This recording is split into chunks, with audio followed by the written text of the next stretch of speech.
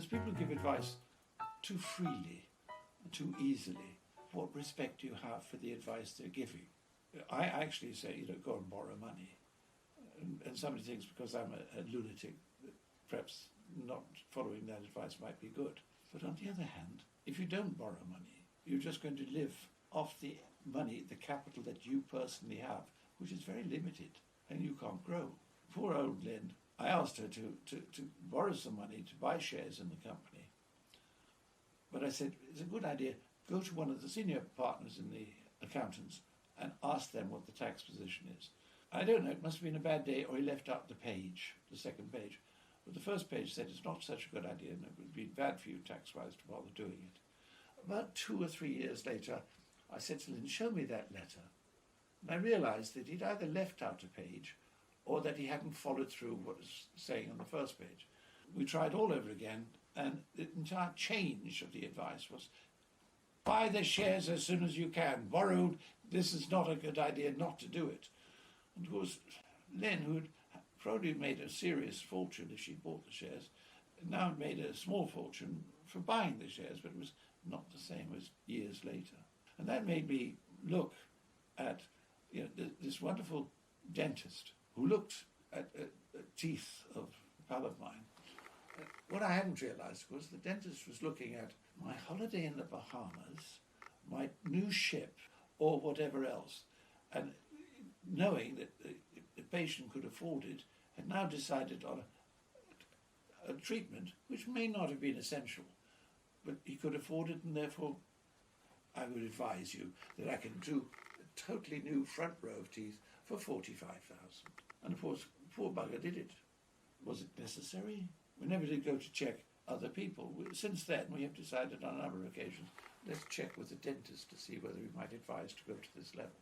And that makes you more and more aware that you must ask yourself, when you go to one of these people, what is their personal expertise? The chartered accountant may have the word chartered accountant after his name, but it doesn't mean that he can do the whole gamut of the work of accountancy. The chartered accountant I fired in 1968-69, I came across about 1999, about 30 years later, and he was telling one of my customers, he was the accountant to one of my customers, which made me feel really dodgy about him. He was telling him, can you give me a cheque for £9,000? I know it'll bounce, but my bank will take it for 3 or 4 days and it'll be all right and I can pay the staff. And I think to myself, but that was the storyline that he had 30 years. He hasn't improved. And he's giving advice to other people because he's got the chartered accountancy. Over and over again, just check the advice that you get, whether it's the dentist or the doctor or whether it's the accountant. Do be careful about the advice that the bank gives you, because they're the first people to lend you an umbrella when the sun is shining. But when it's raining, they take the umbrella away so fast that you get soaked, not from the rain, but from the water coming off the umbrella. And their compunction in actually putting you into liquidation it's not their problem. Somebody else up there has told them to put you into liquidation. There's no personality in it whatsoever. And accepting the advice of the poor bank manager when he's got somebody above him telling him what to do doesn't help at all. So in actual fact, giving or accepting advice can leave you in great difficulty if you don't check the validity of the person giving the advice. Your teacher. Of course you can get to university. There's no guarantee in that.